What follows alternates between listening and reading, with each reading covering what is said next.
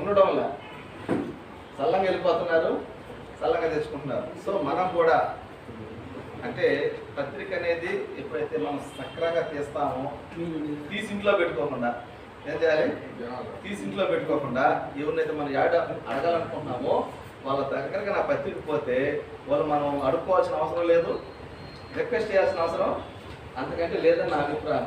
ఎందుకంటే నేను కూడా ఏమి అడుగుతాం, కొన్నిసార్లు పోయినప్పుడు సార్ మీ పత్రిక అయితే వస్తుంది, అది రోజు వస్తుందా వారానికి వస్తుందా పక్కన పెడితే వస్తుంది కాబట్టి మేము మీకు ఇస్తాము అని అన్నారు. అంటే దాని అర్థం ఏంటంటే నారాయణ దగ్గర నేను పేపర్ ఇట్లా నాకు అంత ఓపిక లేదు, వేసేవాళ్ళు లేరు కాబట్టి ఇట్లా ఆడపోయి నేను అడిగాను అనుకో ఎప్పుడు చూడలేదే అంటాడు.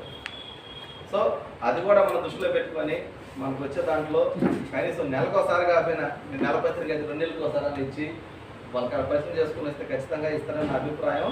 సో ఏదైతే యాడ్లు రావో వాటి మీద అయితే మన అందరం కూడా వెళ్ళి మా అందరికి ఇవ్వండి అని అందరి దగ్గర అడిగే ప్రయత్నం చేద్దాం. ఆల్రెడీ మినిస్టర్ గారి దగ్గర కూడా పోదామంటే వెంకటేశ్వర గారు జిల్లా అధ్యక్షులు గారు ఓకే అయ్యా పోదామని నేను చెప్పి సార్ మాట్లాడినప్పుడు నెల్లూరులో ఆయన ఇక్కడి నుంచి వెళ్ళాము ఎక్కడికి అమరావతికి, ఆయన అక్కడి నుంచి ఇంకో దగ్గరికి వెళ్ళిపోయాడు ఆ టైంలో. సో మేమేం చేయలేకపోయాం. సో ఏపీడబ్ల్యూజే కూడా మున్సిపాలిటీ యాడ్స్ విషయంలో కూడా కృషి చేయడానికి సిద్ధంగానే ఉంది. వాళ్ళు కూడా ఖచ్చితంగా పోదామన్నారు, అర్జీ కూడా ఇస్తామని చెప్పారు. కాబట్టి వీటన్నిటి మీదే ఇప్పుడు మనం రాబోయే కార్యాచరణ తీసుకెళ్ళి వాటికి కృషి చేద్దాం. ఇది సార్ జరిగేది ఇంతవరకు. వీళ్ళేంది రెడ్డి గారు ఇంతవరకు స్థానిక పత్రికలతో చాలా అంటే తక్కువ, ఎందుకంటే వాళ్ళకున్న బిజీల్లో. కానీ ఈ మీద కూడా ఏంటంటే ఇప్పుడు కూడా అడిగారు నాతో అవసరమా నేను రావాలంటే మీరు ఖచ్చితంగా ఉండాల్సింది కాబట్టి వాళ్ళు కూడా సహకరిస్తారు ఖచ్చితంగా. అందుకని మసారెడ్డి గారు కూడా మాట్లాడిన తర్వాత ముందుగా నేను వివిధ జిల్లాలో పనిచేసి కొంత నెల్లూరు వచ్చాను. సొంతూరు జిల్లా నెల్లూరు జిల్లాలో పొరపాటు కోసం మున్సిపల్ పంచాయతీ మాకు లోపలే, కానీ ఎక్కువ బయట జిల్లాలోనే పనిచేస్తున్నాము. గతంలో ఇక్కడ కొన్ని ఛానల్స్ కూడా టీవీ ఛానల్స్ కూడా పనిచేస్తున్నాము. తర్వాత 2016లో సాక్షికి పోయి అక్కడి నుంచి గతంలో చేసాము. అప్పుడు మండల రిపోర్టర్గా అప్పుడు ఉదయగిరి ఆర్సీ ఇచ్చారు సాక్షి. మా ప్రయాణం అంతా ఎక్కువ print media electronic media follow చేశాను. ఇది నిజంగా ఇప్పుడు నన్ను మీరు చెప్పలే కొన్ని విషయాలు మాట్లాడుతున్నాం. మనలో ఫస్ట్ సమిష్టిగా ఒక ఇది అందరూ కలిసి ఏదైతే సక్సెస్ అవుతాం.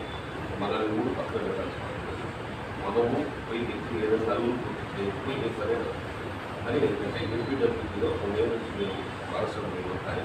కొంత నిస్తేజం అయితే ఉంది.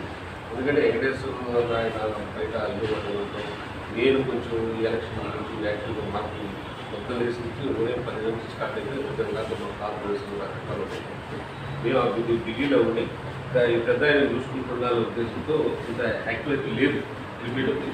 అందుకే ఈరోజు రావడం కారణం ఏంటి, మనం ఏం చేయాలి, మనం నిజంగా యాక్టివ్గా అయితే రాష్ట్రంలో జరుగుతున్న పరిణామాలు వస్తే చాలా బాధాకరమైన జర్నలిస్ట్ పరిస్థితి, చాలా ఇబ్బందికరమైన పరిస్థితులు ఉన్నాయి. ఈరోజు నిన్న కూడా మన అసెంబ్లీలో 4 ఛానల్స్కి ఒక పత్రిక లోపలికి రావద్దు కానీ ఒక నోటీస్ ఇస్తారు. లోపలికి రావాలంటే వద్దని చెప్పాలంటే ఒక నోటీస్ ఇవ్వాలి.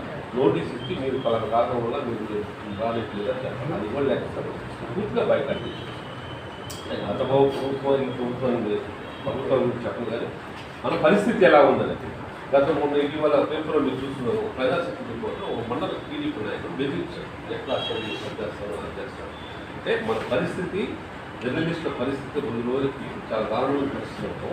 ఈ దారుణమైన పరిస్థితి ఏంటంటే మనలో ఎన్నిక లేకపోవడం, ఎవరు కూడా జరగడం, చిన్న పత్రికలు ఒకరు పెద్ద పత్రికలు ఒకరు మన కూర్చొని ఈ ఉండడం వల్ల ఈ లోపల మనలో యూనిటీ లేనందువల్ల మనం నేను చెప్తున్న స్కూల్స్ విషయంలో నేను దాంట్లో అట్లీస్ట్ లోపలిగా ఉంటాను. ఆయన నేను ఆయన చిన్న పత్రిక విషయం సూర్య పత్రిక కూడా పత్రిక ఎన్ని ఇవ్వాలో ఈ నామ్స్ ప్రతి ఒక్కరికి ఇవ్వాల్సి ఉంది. మీరు ఇచ్చే ప్రభుత్వం మనకి ఇచ్చేది అది ఒక్కటే, మనం ఒక జర్నలిస్ట్కి ఇచ్చేది ఒక అక్రిడేషన్ కార్డు. దాని నుంచి ఇది సాయం చేయాలి, మనకి ఎలాంటి సపోర్ట్ ఉండదు. ఆ అక్రిడేషన్ కూడా ఇకపోతే మనం ఇంతమంది ఉండి ఎందుకు సార్ అంటే 1-2 సార్లు మేము ఆయనతో వాదించి లాస్ట్ సూర్యపత్రిక కూడా ఇచ్చేటట్టు చేసాం.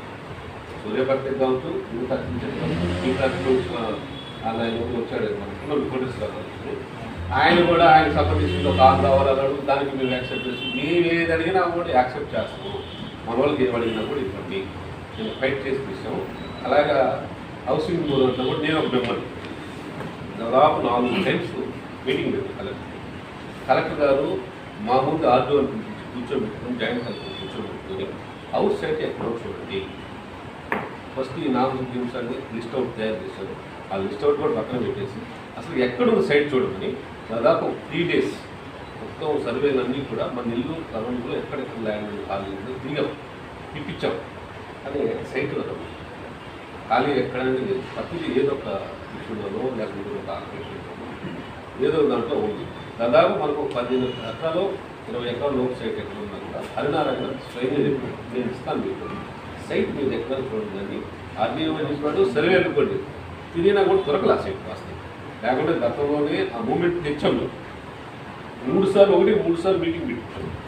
3 సార్లు కలెక్టర్ ఆర్డీఓ చేసి అందరూ కూర్చోబెట్టినా కూడా ఫైనల్గా ఏమవుతుంది సైట్ అనుకోవాల్సిందో. ఆ టైంలో మళ్ళీ గవర్నమెంట్ మారటం, ఎలక్షన్ కూడా అమలులోకి రావడంతో ఆ ప్రాసెస్ అయిపోయింది. ఇప్పుడైనా కూడా ఈ వెంకటేశ్వర గారికి కూడా ఆయన కూడా వస్తాడు, యాక్చువల్గా హైదరాబాద్ తెచ్చాడు, నేను కూడా రమ్మన్నాను.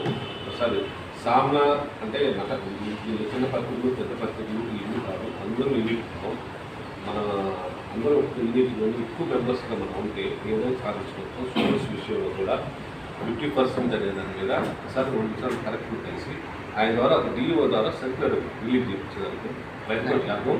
ఆ దిశగా మనం చేయలేకపోతే వెనకబడ్డాం వాస్తవంగా.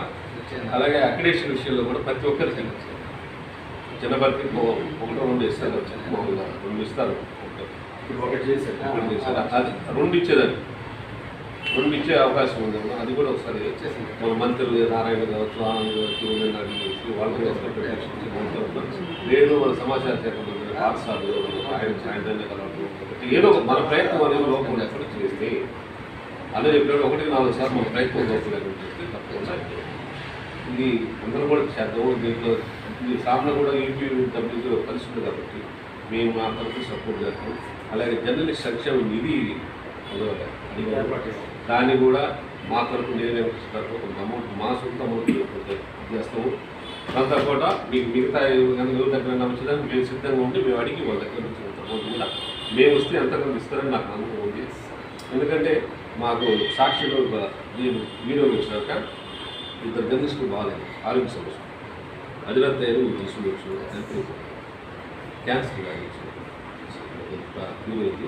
ఇంకొక సుబ్రహ్మణ్యం ఉంటుంది. అక్కడ కూడా మెదడులో కొంచెం చిన్న ప్రాబ్లం వచ్చి ఇంకొక వాళ్ళకి ఇద్దరికి ప్రాబ్లం జిఎన్ఎస్ స్వయంకి వేమిరెడ్డి గారిని అప్పుడు కాంగ్రెస్ వైఎస్పీ పార్టీలో అయ్యా మా 2 జర్నలిస్టులు నా జర్నలిస్టులకి అన్యాయంగా ఆరోగ్యపరంగా సమస్యలు ఉన్నాయి, సాయం చేయమంటే ఇద్దరికి 4 లక్షలు ఇచ్చారు. నేనేం చేసింటే ఒక్కరికనే ఫస్ట్ ఏంటంటే ఆయన హెల్త్ బాగాలేదు, సుబ్రహ్మణ్యం కోసం ఫ్రీగా సర్జరీకి అసలు డబ్బులు లేవు. సరే నేను పోయి మాట్లాడితే 4 lakhs నేను అడిగితే 4 lakhs ఉంటాను. అక్కడ సర్జరీకి 2 లక్షలు అయింది, మిగతా 2 లక్షలు అదే చూపించి మళ్ళీ మా సాక్షి తరపున బాగుండదని EPW తరఫున అది ఇచ్చినట్టుగా ఆయన దగ్గర నుంచి అమౌంట్ తీపించి అప్పటికప్పుడు ఇద్దరు సేమ్ కావాల్సిన ఏం జరగటం లేదు. ఏ చిన్న యూనియన్ అయితే వాళ్ళ పనులు చేసుకుంటున్నారు. మాకైతే దిక్కుది ఇవ్వడం లేకుండా అయిపోయింది. ఎప్పటి నుంచో ప్రయత్నం చేస్తున్నాం, చూపిస్తామన్న ప్రయత్నం, దాని మీద సరైన పట్టు లేదు, సరైన ఇది లేదు, అట్లా జరుగుతాం. అదేవిధంగా ఇంతకు ముందునే హౌసింగ్ ఫెడరేషన్ మా దగ్గర సభ్యత్వం పెట్టుకున్నాం. ఆ సభ్యతానికి విడుదల మమ్మల్ని కనీసం మీటింగ్లో కూడా ఎంటర్ అయ్యింది. దాని గురించి మేమే పోరాడుతుంది కానీ అసోసియేషన్ తరఫున సపోర్ట్ లేదు.